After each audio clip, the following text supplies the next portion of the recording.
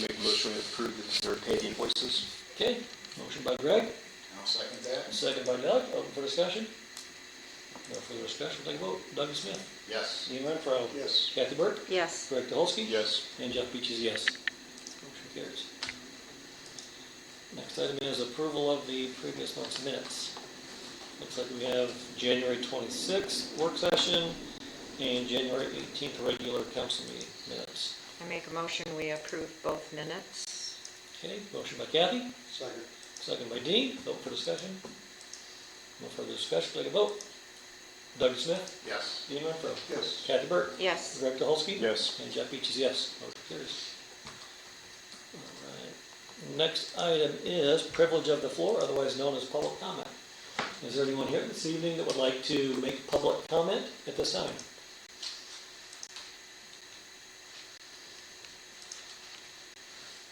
Okay. Seeing none, we will move right along. All right. Item number 8. Bid opening for the wastewater treatment plant improvements. Okay.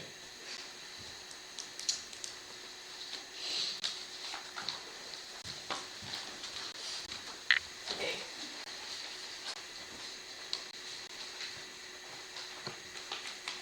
This is from Crosby.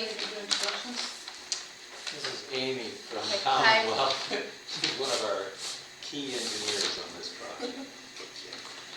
Okay, so this is a bid from Crosby Construction. So it's dated today. It's the only bid. This is the only bid. Okay, so we got the packet here. I'll read off the total, well, I'll read off the individual items, and then the bid is going to be awarded based on the total. So, the base bid is the Bristol wastewater treatment plant improvements, and they have bid $21,947,749. So that's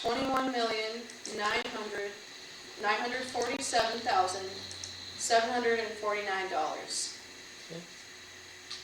Okay, and then mandatory alternate number 1 is lift station number 1 replacement. That number is $498,000. The next item is mandatory alternate number 2, lift station 3 replacement is $670,000. Mandatory alternate number 3 is lift station 8 replacement. That is $665,000. Lift station number 10 upgrades is $325,000. And the final mandatory alternate, yes, $325,000. And then the mandatory alternate number 5 is lift station system-wide SCADA upgrades. That is $188,000. So the total plus the base bid plus all mandatory alternates is $24,293,749. Once again, that's $24,293,749. So what we normally do with this is we take the packet and we review it, the engineer reviews it, and then we will also be sending it over to the attorney to review. Okay. So, Before you take that packet, can you Yes. have a copy of that page you're reading from? yes, Thank you. yeah, I'll meet up with you after the Okay, meeting. thank you. Or you'll do that, and you don't have to stick around. Yeah, either way. Okay, thank you, Amy, appreciate that. Yeah. Where is it? You said it was Crosby Construction? Crosby, yes, Where are Crosby they on it? Construction. Where are they located? They are out of Fort Wayne. Okay. They do our other project, they were one of Did they do the sludge bagging system too? Okay. One of the phases of the it, phases. yeah. Okay. So,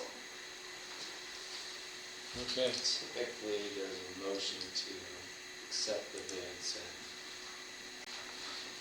ask our engineering firm for a review and recommendation. Okay. Is there a motion to accept the bid from Crosby and pass along to Commonwealth for recommendations. And we'll make that motion. Is there a second? I'll second that. Second by Doug, open for discussion. I guess the big question is, with one bid, we don't really have a good comparison to what others would bid. Do we want to, I don't want to delay the project, but do we want to extend? We had pretty good interest. How many entities showed up for the pre-bid meeting? There was maybe 3 potential, general contractors, yet maybe more like 2. Maybe more. Yeah, yeah, Two there and a was half. one that was interested but was not really qualified, so the other one did not purchase the plans to begin with. Well, to Jeff's question, I mean, is it worth seeing if there's others that want another chance, or is the market kind of crowded right now? What we normally do is we call around and we talk to the ones that were acting interested and find out what the deal was, why did they not submit a bid. Yeah. We talk to these guys and we get their breakdown and we try and see, what was super high. And sometimes they, come up with value engineering items that can reduce the scope to Yeah. save cost. So there's things like that we typically do, especially when we only get one bid. We kind of do some investigation. What was the time period between the meeting you were talking about and the deadline for the bids? So the total bid period, I believe, was 5 weeks. And I believe the max allowable by the law is 6 weeks. So, Where do we stand on, how far do we broadcast this project to contractors?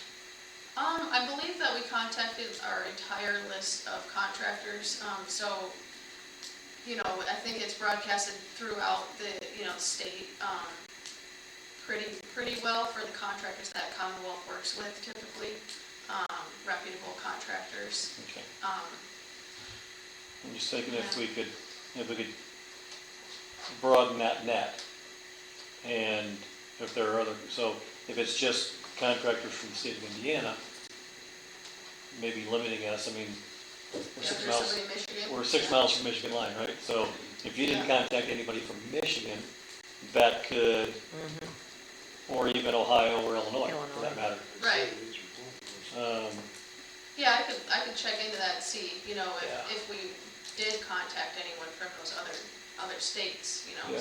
being so close to those other states too. Yeah, it's not a bad idea to broaden that net and see who else we can attract. Yeah. Obviously, Indiana's busy, right? There's a lot of infrastructure work going on in Indiana. I believe there is in other states as well, but maybe not as busy. So Possible. may not be a bad idea to review that and see if there's anything we can do to attract more contractors. Yes, yep. So, okay, Yeah, we'll evaluate that during the process. okay, thank you. All right, any further discussion? Just wanted to get a reiteration of what your motion was. To accept the bid as submitted and pass it on to Commonwealth for their review. Okay. Doesn't mean we're accepting the bid. Not awarding. Yeah, Not not awarding. awarding. Okay. We're just Okay. passing it on for their review. That's what I wanted to clarify. And then it'll be Okay. passed on to Alex as well. Okay. Okay, any further discussion? Now, we'll take a vote. Doug Smith? Yes. Ian Renfro? Yeah. Kathy Burke? Yes. Greg Dolsky? Yes. And Jeff Beach is yes. Motion carries. Okay. Thank you, Amy. Thank you. All right. Moving right along, town manager report. Mike, what do you have for us tonight? First up, I'd like your approval to hold a special meeting on February 21st at 4 o'clock here. I just need 3 of you to open bids for our 2023 second Community Crossing Mission Grant project. So we'll open the bids that night. JPR will be here to review the bids, and we will award the contract that night as well. So we're running up against a deadline of March 1st, 2nd, or 3rd, or somewhere in here to submit. Yeah, so we need to get the contract awarded, signed, and information to the state. So it's on Wednesday, I can be. I'm here. Okay. Yeah, yeah, that's All okay. right. Go ahead and, Well, we'll go get ahead and it schedule it. published and scheduled. I may not be able to, I have a procedure on Thursday. Okay. Next up, just a quick series of reports to bring you up to speed on where we're at in some projects. First, the pedestrian bridge. And a lot of this is connected, in a sense, to my concern about the south tip and how much money we're pulling out of that for contracts and other, there's just a lot of liability attached to that. So, some projects we're beginning to slow down, at least until we know what we're doing with the fire territory. Okay. So some have suggested, what are you going to do with the surplus money? I would just say we have no surplus money. Yeah, we don't. No, we don't. So on the pedestrian bridge, the first thing I've done is I paused the final part of that, of the design and engineering work. So we're not quite ready to go to bid. We've hit pause on that. I did plan to move forward with creating a demolition plan for the Stoll House, and we started down that path. And then it became apparent, because of some of the construction on the bank side, the riverbank side, that the two properties are connected well enough that we'll have to be working on those projects simultaneously. Okay. So we've hit pause on that until we make a determination on, until we acquire the next lower property. Okay. So that project's in full pause mode as we determine property ownership. The business route, some similar concerns. We've acquired appraisals, 2 appraisals on a number of the properties that we need to construct our business route. As we set aside enough money at least to relocate Ponderosa, but I'd like to get those negotiations done, and I hope to get that sometime here early summer. So that's moving forward as fast as we like, but there is progress. This week, we met with NDOT and DLZ to lock in the detour routes for the 2025 NDOT project. 2025, this project will probably not be completed in one season, so it will kind of drift over into the spring of 2026 with phase 5, which will be the phase from the stoplight on the west side of town out further west. Somehow they're going to maintain two-way traffic during construction here, but we have identified local detours, Ponderosa, Bloomingdale 15, and the new Stone Mount to Rail Park, Earthway, Maple, Industrial 15. And we're ordering some signs now that should be up in the next, hopefully the next month or two, begin orienting traffic, local traffic to that route. This is going to be a real mess down here, folks. A real mess. And we'll be working closely with the police and fire department, but right now they're talking about a 20 to 30 day hard closure of Division Street. The bridge. And so that's kind of a long response time. So what we proposed is that they maintain one lane for emergency vehicles only during construction. So NDOT apparently has never done that before, but they're willing to take a look at it, so we're still negotiating that. But we will also have a 21 to 30 day hard closure of the bridge over here, like we did last year, I think. Yeah, 15 north. I know. It's going to be really nice when it's done. By that time, people won't even be driving on the roads anymore. Anyways, that was the preliminary meeting. I did ask about some traffic control devices on State Road 15, so we're still talking about that. Okay. However, also with that project, it's time to decide what we're going to do with our street lighting. So we talked about a field trip to Michigan. We really need to get that done in February. So Jeff, I guess you and I need to figure out where we're going, and I'll start getting that organized with that. Cassopolis is one of them. Cassopolis. Yeah, that's the main one. I'll talk to town manager, so get something scheduled. Okay. Bristol EDC appointment. Oh, yes, Chris from the Hub. Garner. Sure, I know him well. He's asked to be replaced on our Bristol Economic Development Commission. This is the commission that only acts or becomes active when we're issuing bonds. And so I'm suggesting Andrew Medford be the replacement. That's a county council appointment. So you would be making a recommendation to county council. If that's okay. I think that would be a very wise decision. Yes. Yes. Do you need a vote? Well, I already sent the form to the council. Maybe you should vote on it, yeah. Do we have a motion to recommend Andrew Medford as the Bristol EDC appointment I to make the that, county commissioners? I make that motion. Motion by Kathy, second by Dean. Open for discussion? Yeah, Alex, you should have waited a little longer to get here. Never mind. No further discussion, take a vote. Douglas Smith. Yes. Dean Renfro. Yes. Kathy Burke. Yes. Rick Dolsky. Yes. And Jeff Eads, yes. Motion carries. Thank you. Absolutely. You can send the paperwork now. What? You can send the paperwork now. Yeah. That's it, unless you have some other questions on projects. Any questions for lifetime projects? Other questions? Okay. Next on the list, clerk treasurer. Kathy, what do you have for us tonight? I'm gonna pass the baton to Mr. Hillier. Oh, that's right, this is mine too. All right, so if you go to the second page of the salary ordinance, you'll see the two changes I'm proposing tonight. I'm glad Tim's here because he can also speak to this need. Our competition in our wastewater and water department is with the city, or the town of Middlebury and Shipshewana. And their wages are higher than this for similar employees.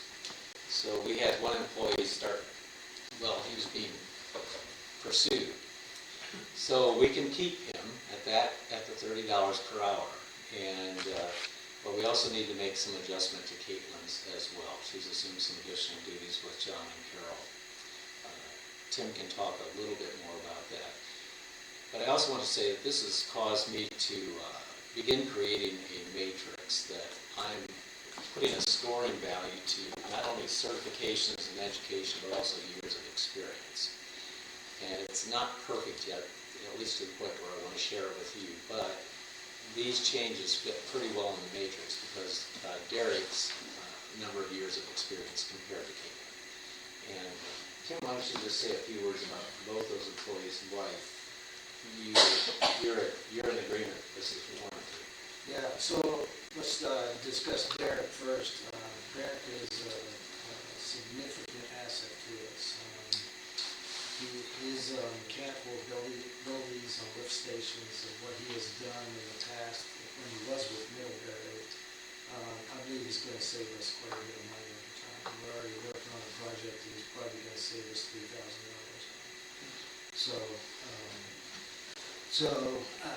And he's a hard worker, a good hitter, and just, a good guy. So Caitlin, as she's been learning through the last year of taking over all the stuff that Carol did, all the reporting and that, so she's doing all that reporting now, as well as in this last year, she's also taken over all the meter reading. And she's even reduced the meter reading time significantly with one person compared to two. So with that and just her abilities with organization and her computer skills is just, with us four, I don't see any need, to move them further to replace anybody. So I think we got a good team, and I think this is a good move, so. Thank you. So if you are in agreement, this is one of those ordinance votes where I'd like you to do the first and second reading in one fell swoop, and we accomplish this tonight. Okay. So, salary ordinance update, is there a motion to approve ordinance 2-1-2024-4?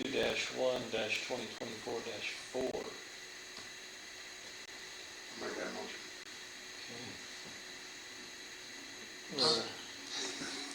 I'll second. Alex is going to talk. Okay, Yes, he's going to tell you what we have to do a public, I knew that as I said that. Just as a point of order,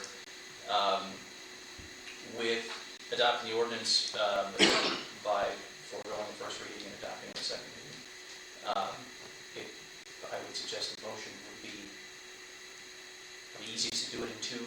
So one would be to motion to forego first reading and adopt on second reading. That needs to be unanimous. Okay, And then to move forward with a motion to adopt the ordinance. the ordinance as presented. Okay, so I'll restate that. Is there a motion to approve, to pass on first reading, approve on first reading, To adopt on first reading. to adopt on first reading? I make a motion to adopt the ordinance on first reading. Okay, motion by Dean, is there a second? I will second. Second by Doug. Open for discussion? No further discussion, by vote. Doug Smith. Yes. Dean Renfro. Yes. Kathy Burke. yes. Greg Dolsky. Yes. And Jeff Beach is yes. Motion carries. I make a motion, we adopt amended salary ordinance 2010-2024-04. Okay, motion by Kathy. Jeff second.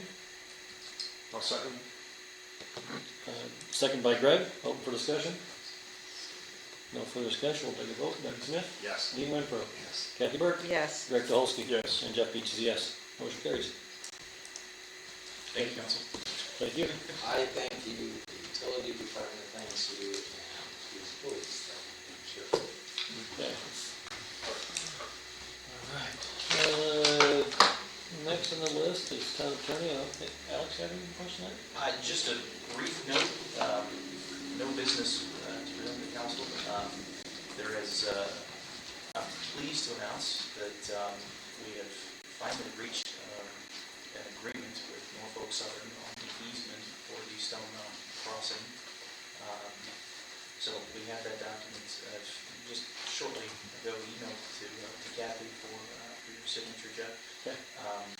Happy to announce that Norfolk Southern at the beginning of this process wanted about $50,000 for that easement, and we were able to get it for nothing. Yay. Good negotiations, Alex. So that's certainly, I don't put that on my shoulders. That's George, Ernest Shea, went back to the town and Don't get George picked up. Just take it. Just take it. Take it all you, man. I'm sure he's George logged in isn't here. somewhere, he's waiting. Well, you earned your salary. Well, that's good news. So that's we have to report. Okay, Great. great, thank you. Okay. New business, nothing. Well, by the way, speaking of that, as of yesterday on Google Maps, Stonemont and the new railroad crossing are showing. Nice. So everybody's that shows up on Apple Maps, and then there's Waze, and I haven't checked that yet. But that may help some of our traffic issues downtown, because now it's showing up on the GPS system.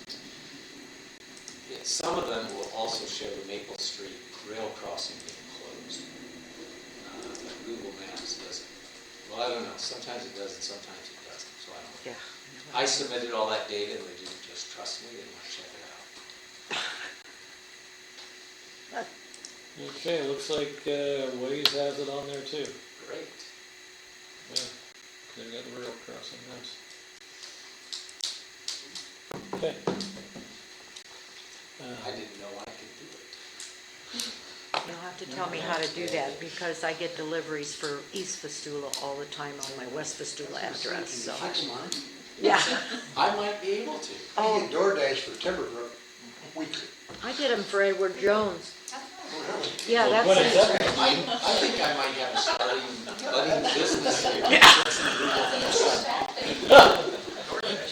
In fact, they delivered something at my house today for Edward Jones. I had Okay. to deliver it All right, back. moving on. Moving right along, town council discussion items.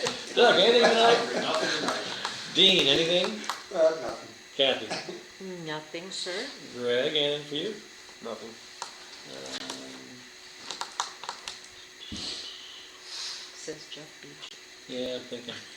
So I did, and I don't put a lot of stock in this in Facebook, but I did see a post. Somebody said something about the signs for Maple Street crossing. They could be larger. I would agree. You told me one time before that the signs were up. Honestly, I didn't see them until we were stopped in traffic one day, and I looked over and I saw a little bitty sign. It's like, they could be a little bit bigger. So we might want to look into. Of course, the ones that are up wouldn't have to be changed anyway, because they have a date and all that. It should be just strictly across it. Well, the ones that are up, somebody told me that they just said road closed. No. And maybe we might want to put something up there, no through road. Well, it's tough to do on 120 because Yeah. you can get through. Well, so don't put it on 120, put it on At the as road. you're turning onto Maple. Still not, well, I don't know, Dean, that's not exactly. Can you put no through? You've got No throughway. Indiana and, so you've got places to go. Yeah. You can go through, just not straight through. I know, If you put it in that one spot, they'll knock it down every 5 minutes anyways. people that You could- people that work at Robert You could Reed put dead end, said because that, Maple Street does dead end at the railroad tracks. It does. If you put no outlet, that's wrong, because you have outlets. You have outlets. Outlet was what I was thinking. But it Yeah. does dead end, it does dead end. at It the does, river. Maple Street does dead end. Okay. Yeah. Well, Eric and I were out driving around looking at what we're going to do with signage. We did get an initial quote, and it was going to be $80,000 worth of signs, so we threw that quote away. Okay.